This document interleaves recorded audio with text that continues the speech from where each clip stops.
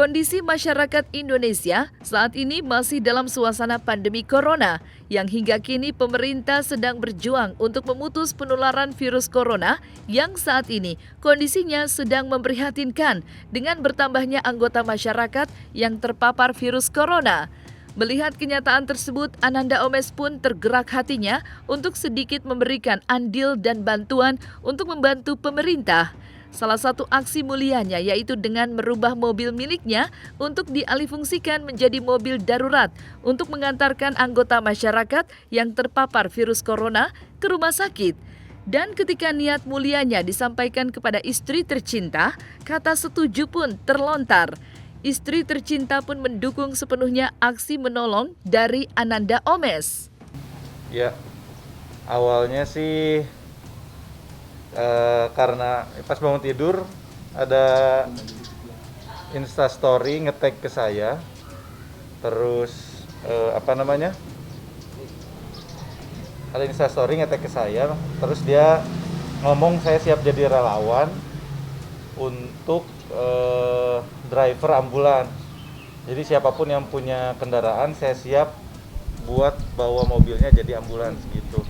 Terus saya coba cek, saya japri, saya kontak-kontakan, telepon, iya mas saya siap bla bla bla bla. Oh gitu.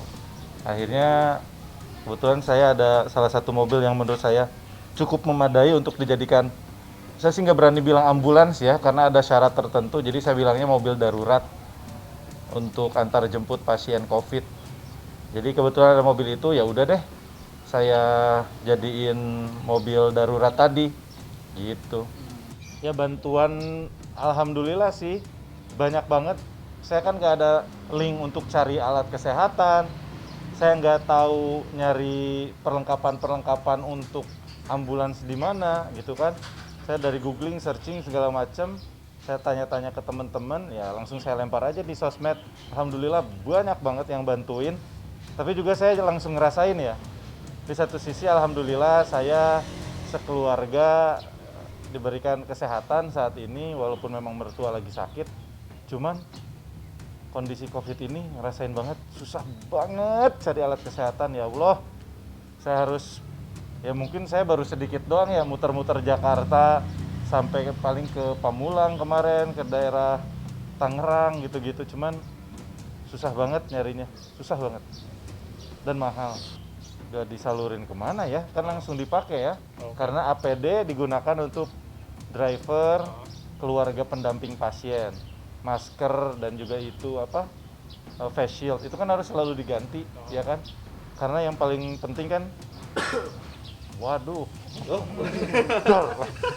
karena yang paling penting kan kita jaga keselamatan dan keamanan. Salah satu hal yang penting sih ya mudah-mudahan misalkan banyak teman-teman yang tergerak. Memang tujuan saya begitu, kalau memang punya mobil armada di rumah yang tidak bisa, yang lagi nganggur, sebetulnya bisa digunakan tapi dengan syarat-syarat tertentu. Nanti saya sharing juga, karena saya udah menghubungi teman-teman driver ambulans, perawat, dokter. Jadi kendaraan darurat ini tidak bisa digunakan untuk pasien kritis karena kami tidak bisa ada profesional di dalam situ dan harus ada ketentuan-ketentuan kan, standarisasinya. Jadi hanya bisa membawa pasien dalam kondisi yang sadar, tidak dalam keadaan kritis, dan harus didampingi keluarga pasien. Gitu. Nah, keluarga pasien harus dikasih APD kalau dia negatif. Driver kita, relawan-relawan harus kita kasih APD juga, gitu kan. Jadi bahkan ada teman yang nyiapin vaksin. Kang, siapa relawan yang mau ikutan yang belum vaksin? Ayo langsung kita vaksin. Alhamdulillah sih supportnya. Kebetulan saya sih gak banyak banget yang nge-direct message. Cuman saat ini kan relawannya bareng sama saya satu orang, Mas Dav Manopo. Itu yang nge-mention saya pertama kali, yang dia mungkin gemes sama kondisi sekarang, dia pengen bantu, terus salah satunya nge-mention saya. Satu lagi, dulu sekian banyak, bang saya siap jadi driver, bang saya siap support, bang siap ini. Ada namanya Mas Grady Kaizel, kebetulan dia yang nemenin saya terus keliling-keliling untuk nyari alkes. Barusan juga dia standby yang di toko saya di Tigrehood, dia standby penerimaan bantuan, apalagi tabung kan susah banget. Sama satu lagi ada Mas siapa ya tadi? Bentar. Karena baru teleponan tadi. Dia nge-DM, saya supir ambulan Mas, saya siap membantu. Karena ambulan juga habis kan. Terus dia bilang, saya siap bantu bang, kapanpun katanya. Nih Mas, oke saya cek dulu nih. Maaf ya Mas. Ihsan, Mas Ihsan. Saya langsung teleponan, Mas minta tolong ajarin juga kita. Kebetulan dia beberapa tahun jadi driver ambulans. Gini, ada standarisasinya Mas? Ada. Harus gimana Mas? Nanti saya support gini-gini. Wah, alhamdulillah banyak orang baik yang mau bantuin. Kalau anak saya sih seneng banget. Saya selalu videoin update-annya kayak gimana karena mereka mobil Abi mau jadi ambulans. Mobil ini mau jadi ambulans. Mereka sih excited banget. Kayak semalam tadi pagi, sekarang udah gimana mobilnya? Saya liatin nih, mobilnya lagi gini nih. Ada apa aja nih? Kemarin cari tandu, cari ini, saya liatin ke anak-anak. Terutama istri saya sih. Saya pertama ngomong, saya cek direct message kan. Saya cek istri saya, Mi, nih ada orang gini. Kita rubah mobil yang van ya. Setuju?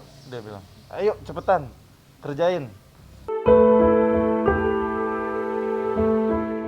Dikisahkan oleh Ananda Omes betapa saat ini dirinya sering melihat mobil ambulans hilir mudik dengan frekuensi yang terbilang sering, yang membuat hati Ananda Omes sedih melihat kondisi masyarakat Indonesia saat ini. Selain itu, berdasarkan pengalamannya, manakala ayah mertuanya yang sedang sakit begitu sulit mendapatkan rumah sakit, meski pada akhirnya dapat menemukan rumah sakit yang dapat menampung ayah mertuanya. Namun tetap saja, Ananda Omes merasa bahwa kondisi saat ini sedang memprihatinkan. Saya ngerasain kena COVID sampai 2 kali, walaupun mungkin saya bisa dibilang gejala ringan ya. Bahkan yang pertama OTG gitu. Cuman lebih ke ngelihat teman-teman sih. Saya ngelihat instastory teman-teman saya, ada yang papanya lagi stroke, kena COVID, keliling rumah sakit di Bandung. Sampai saya ngelihat tuh instastory-nya dari pagi sampai ketemu pagi.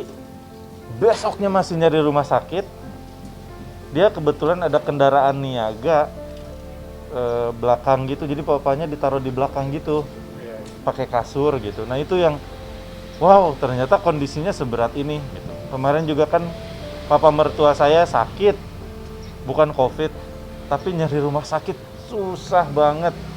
Kita keliling Jakarta Selatan, walaupun akhirnya ada rumah sakit yang memang tidak khusus COVID, nggak menerima COVID gitu.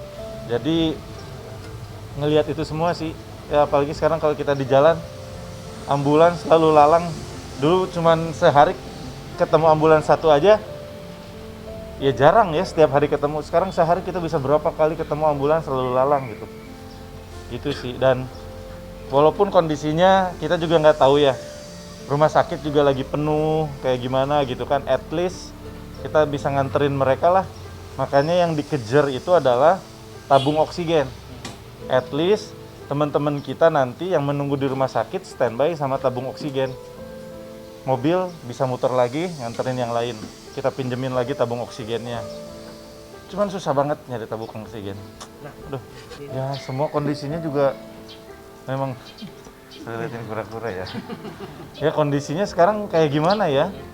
Mau nimbulin kerumunan, ya mungkin harus dijaga juga, mungkin dibantu ya, dibantu oleh pihak berwenang di daerah masing-masing gitu. Tapi yang pasti kan ngerasain deh Mas, saya nyari tabung susahnya kayak gimana. Saya datengin toko-toko alkes habis, terus dibilang mahal misalkan. Sampai satu kemarin saya COD-an ke Tangerang sana, dia biasa jualan alat kesehatan, jualan tabung oksigen. Dia sampai ngomong, Bang, saya mau jualan tabung oksigen Bang, saya mau bantuin orang. Tapi modal dari sananya aja segini, saya mau jual berapa Bang? Kasihan orang-orang. Dia serba salah semuanya. Ya intinya, ya semua harus saling membantu lah. Mereka juga yang hargai begitu mungkin dari distributornya harganya udah tinggi. Kita saling memaklumi, saling mendoakan lah. Pemerintah sudah memutuskan untuk menjalankan PPKM darurat. Ananda Omes pun setuju dengan keputusan pemerintah dan menjalankan dengan sepenuh hati. Selain itu, menjalankan protokol kesehatan dengan sangat ketat terus dilakukan oleh Ananda Omes. Kalau saya sih pertama, saya sih kayak dulu sama ya. Kalau ngelihat juga, biasanya orang yang bareng sama saya, at least orang rumah. Kalau nggak saya udah tahu riwayatnya dan sudah swab. Terus saya udah nggak mengambil pekerjaan, terutama pas PPKM darurat ini. Sesuai kesepakatan, akhirnya ada beberapa syuting saya, akhirnya kita hold dulu aja ya, lagi PPKM darurat. Dulu waktu awal PSBB pun, saya bahkan mengundurkan diri dari beberapa program lah. Jadi untuk menjaga kesehatan ya salah satunya itu 5M, 6M, bahkan sekarang menjauhi kerumunan, menghindari bertemu orang lain gitu.